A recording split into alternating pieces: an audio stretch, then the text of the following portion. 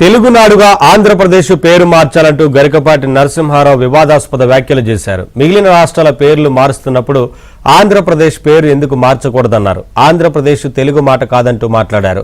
గరికపాటి వ్యాఖ్యలను కమలానంద భారతి తప్పుబట్టారు. ఆంధ్రప్రదేశ్ అంటే తెలుగు కాదా అని ప్రశ్నించిన ఆయన ఇలాంటి వింత ఆలోచనలు ఎలా వస్తాయంటూ మండిపడ్డారు.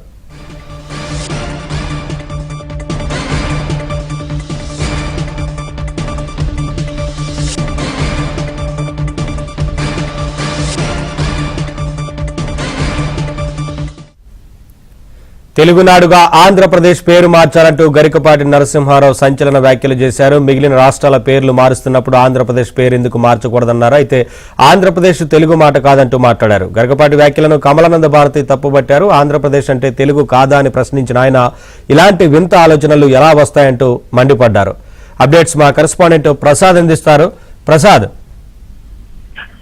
నవీన్, ఇటీవల కాలంలో గరికపాటి నరసింహారావు మన ఆంధ్రప్రదేశ్ ను తెలుగునాడుగా మార్చాలంటూ ఆయన అభిప్రాయాలు వ్యక్తం చేస్తూ చేసిన వ్యాఖ్యలు దుమారాన్ని రేపాయి. ప్రధానంగా ఆంధ్రప్రదేశ్ ఏంటనే దేశంలోనే కదా ప్రపంచ వ్యాప్తంగా కూడా ప్రత్యేక గుర్తింపు ఉంది. తెలుగు వారుగా ఆంధ్రప్రదేశ్ లో ఉమ్మడి ఆంధ్రప్రదేశ్ లో ఉన్నప్పటి నుంచి కూడా తెలుగు వారు ఆ పేరు చెప్తే ఆంధ్రప్రదేశ్ గుర్తుకొస్తుంది, అలాగే ఆంధ్రప్రదేశ్ పేరు చెప్తే తెలుగు వారంతా గుర్తుకొచ్చే విధంగా విశ్వవ్యాప్తంగా ఒక పేరుంది.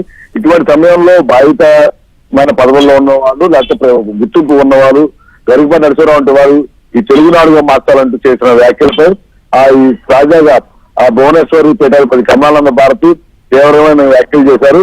బాధితులమైన వ్యక్తులు ఇటువంటి వ్యాఖ్యలు చేయడం కరెక్ట్ కాదంటూ కూడా ఆయనకి ఒక విధంగా పద్ధతి కౌంటర్ కూడా ఇచ్చారు. ఆంధ్ర మహాభారతం, ఆంధ్ర భాగవతం అటు ఆంధ్రప్రదేశ్ ను కీర్తిస్తూ మన ఆంధ్రకి అంత జాతీయ గుర్తింపు ఉంది. అంతే అన్న ఎన్టీఆర్ నందమూరి తారక రామారావు కూడా ఆంధ్రుల ఆత్మగౌరవం నిలబెట్టే విధంగా విశ్వవ్యాప్తంగా కూడా ఆయన చేసిన సేవలు ఈ నేపథ్యంలో ఆంధ్రప్రదేశ్ విశ్వవ్యాప్తంగా ప్రత్యేకమైన గుర్తింపు స్థానం ఉంది.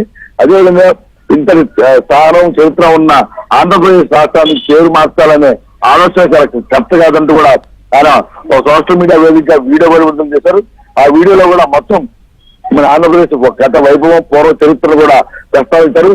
శాతవాహనుల కాలం నుంచి కూడా ఆంధ్రులకు ఉన్న గుర్తింపు కావచ్చు, అదేవిధంగా గతంలో శ్రీకృష్ణదేవరాయలు వంటి వారు ఆంధ్ర యొక్క గొప్పతనాన్ని ఏ విధంగా వర్ణించారు, ఏ విధంగా కవితాత్మకంగా కవితల రూపంలో కూడా ప్రస్తావించారనే అంశాలపై కూడా తన వీడియోలో చెప్పుకొచ్చారు. ఇటువంటి పరిస్థితుల్లో ఇప్పుడు ఎక్కడ వివాదం లేని అంశాలను ఇతర రాష్ట్రాలతో ముడిపెడుతూ వివాదం చేయడం సమంజసం కాదని ఇప్పటికైనా ఇటువంటి వ్యాఖ్యలు చేయడం మానుకోవాలని కూడా ఒకటే హితవు పలికారు. Thank you Prasad. మన ఆంధ్రప్రదేశ్ కేరళ వాళ్ళకున్న భాషాభిమానం, రాష్ట్రాభిమానం మనకి లేదు.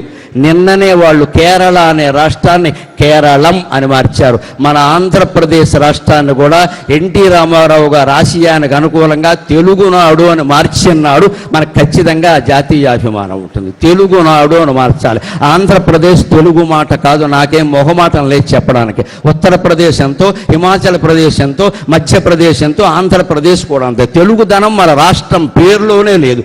ఎన్టీ రామారావు గారు తెలుగునాడు అని మార్చడం కోసం నానా యాతనలు పడ్డాడు ఆయన. మళ్ళీ తెలుగునాడు అని మార్చాలి.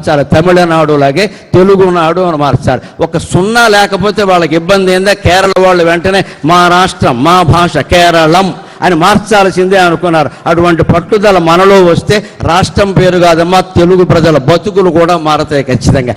రామారావు గారు ప్రారంభించింది తెలుగుదేశం పార్టీ పేరు కావచ్చు, కానీ ఆయన నినాదము ఆంధ్రుల ఆత్మగౌరవము. ఆంధ్రుల ఆత్మగౌరవం కోసం తెలుగుదేశం పార్టీ పెట్టారు.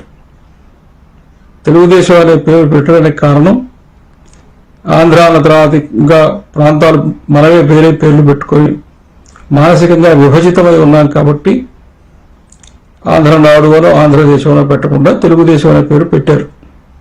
కానీ వారి నినాదం మాత్రం ఆంధ్రుల ఆత్మగౌరవం. ఇప్పుడు 40 ఏళ్ల తర్వాత వాస్తవంగా తెలుగుదేశం పార్టీ కూడా రాష్ట్ర విభజన అయిపోయిన తర్వాత, తెలంగాణ ఏర్పడిన తర్వాత ఇప్పుడు ఎక్కడా కూడా ఆంధ్రాలో ఆత్మగౌరవం అనేటువంటి నినాదం లేదు. ఆంధ్రుల సెంటిమెంట్ అనేది లేదు. ఇప్పుడు దీని పేరు మార్చి తెలుగుని పెట్టినా కూడా అది రాదు. అవగాహన ఉండేటువంటి ఒక గొప్ప రాష్ట్రంగా తీర్చిదిద్దడంలో ఆంధ్రప్రదేశ్కి చెందినటువంటి నాయకులు, ఆంధ్రప్రదేశ్ సంబంధించినటువంటి పండితులు, మేధావులు వీళ్ళే విఫలమయ్యి ఈ ఆంధ్రజాతిని ముక్కచెక్కలు చేసినటువంటి పాపం వీళ్ళదే. సమాజాన్ని కలిపి ఉంచే ప్రయత్నం ఎవడూ చేయలేదు. ఎవడికి చేతనైనట్టు వాడు ఒక వంట వండి ఈ సమాజ విచ్ఛిన్నానికి కారకులయ్యారు.